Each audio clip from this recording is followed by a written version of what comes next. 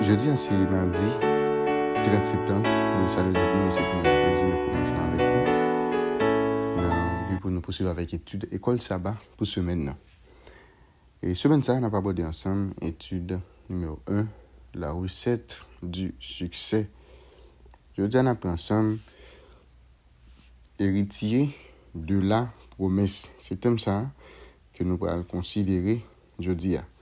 Bien avant nous commencer, on nous prier. Papa nous qui est dans le ciel là, merci pour bon toi, miséricorde manifester dans la vie. Merci parce que chaque jour, vous faites plan pour capable instruire nous à travers la parole. Maintenant, nous venons avec même désir aujourd'hui, qui c'est continuer à approfondir connaissance dans la parole. Nous devons capable ouvrir code intelligence nous. Comme ça, nous va arriver à comprendre et puis pratiquer la parole dans la vie. Nous va mérite, comme ça, nous prions dans Jésus. Amen. Les amis, me remercie, féliciter, encourager ensemble d'efforts qui ont même consenti jour après jour pour capable étudier la parole de Dieu à travers le guide d'études école sabbat. Et pas oublier chaque fois fini étudier, moi toujours prendre plaisir, encourager pour partager tout ça avec entourage, qu'on soit capable faciliter plus nous arriver étudier les leçons école du sabbat. Pourquoi abonner, profiter de ça et puis encourager l'autre monde pour faire même gens. Et la recette du succès, c'est le thème qu'on a considéré pendant toute semaine. Le verset à mémoriser, Josué chapitre 1er, le verset 7, seulement sois fort et très courageux pour veiller à mettre en pratique toute la loi que Moïse, mon serviteur, a instituée pour toi. Ne tenez ni à droite ni à gauche, afin de réussir partout où tu iras. C'est Josué chapitre 1er, le verset 7, qui ce texte nous vient pour nous mémoriser dans l'étude semaine. Jeudi, c'est mardi 30 septembre, héritier de la promesse. C'est thème ça qui nous pourra considérer ensemble. Généralement, là on parle des héritiers, c'est quelque chose que ou pas de travail pour lui, ok, et ou vient bénéficier, et ou pas gagner qui a été fait. C'est comme si c'est un don. Généralement, ou j'ai un héritage, c'est souvent de sa parent ou bien grand-parent te laissé. Ou pas ni faire rien pour eux, ou pas travailler pour ça. Mais puisque c'est parents ou bien grands-parents qui te possédé, une fois que yo pas là, et bien héritage ça était pour ou vinn un grand bénéficiaire.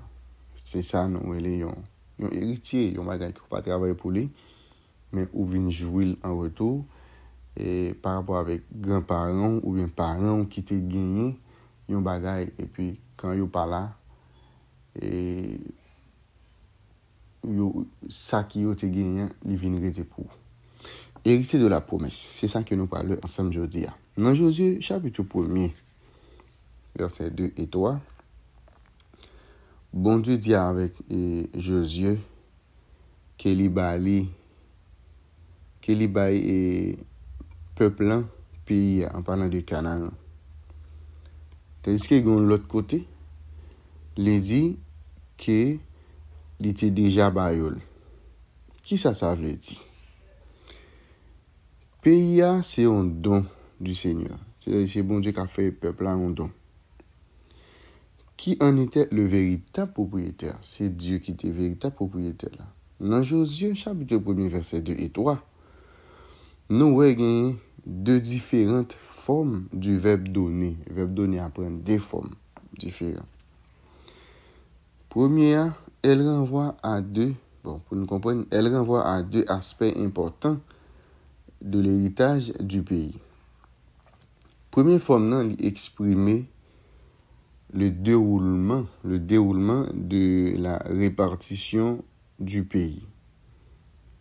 Première forme, exprimer le déroulement de la répartition du pays.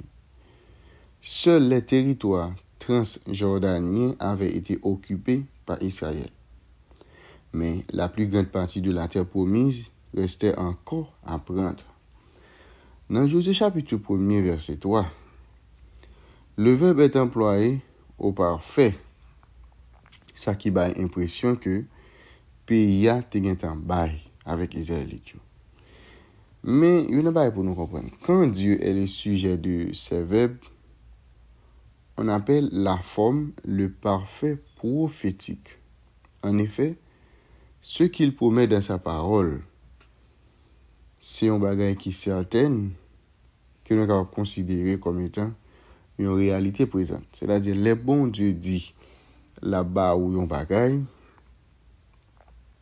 ça le dit c'est oui. OK? Et par que maintenant ça, eh bien, ils considèrent comme étant une réalité présente. Parce que tout ça, bon Dieu dit l'a fait, il fait. Au verset 3, les pronoms vous et vos sont au pluriel. C'est-à-dire que promesse là, n'est pas faite à Josué seulement, mais avec tout peuple Israël. La référence à la promesse faite à Moïse exprime la continuité de la cause de Dieu.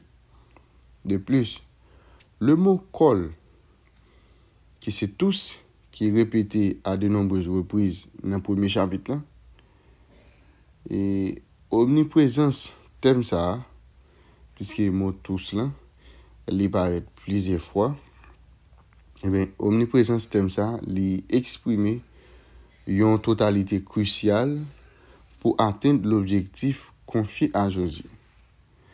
Harmonie entre Dieu, Josué et le peuple d'Israël doit être parfaite pour garantir le succès de l'imminente conquête de la terre promise.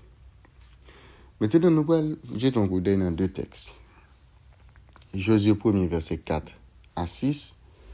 Alors, ça applique Hébreu chapitre 6, verset 17 et 18. À ce moment-là, la terre promise n'est que cela, une promesse. Pourtant, Dieu l'appelle un héritage.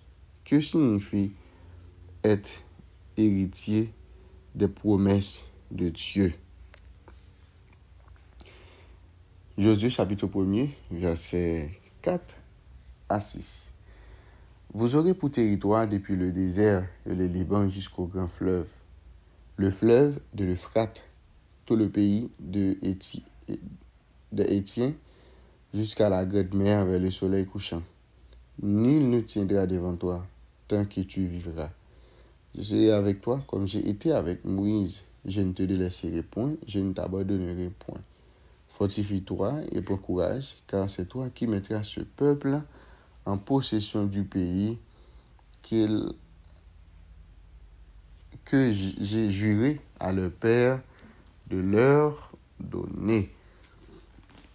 Nous allons lire Hébreu chapitre 6, les versets 17 et 18. C'est pourquoi Dieu voulant montrer avec plus d'évidence aux héritiers de la promesse l'immuabilité de sa résolution, intervient par un serment, afin que, par deux choses immuables, dans lesquelles il était possible que Dieu mente, nous trouvions un puissant encouragement, nous dont le seul refuge a été de saisir l'espérance qui nous a été proposée.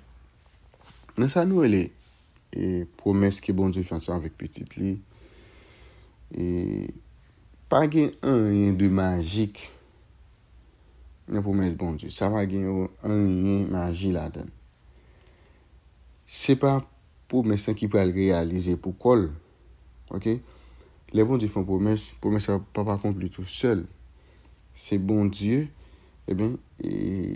qui a réalisé promesse là. La garantie qu'elle se réalise réside dans la présence de Dieu qui déclare: je serai avec toi. En effet, présence Seigneur était cruciale pour le peuple Israël là être capable de continuer à vivre.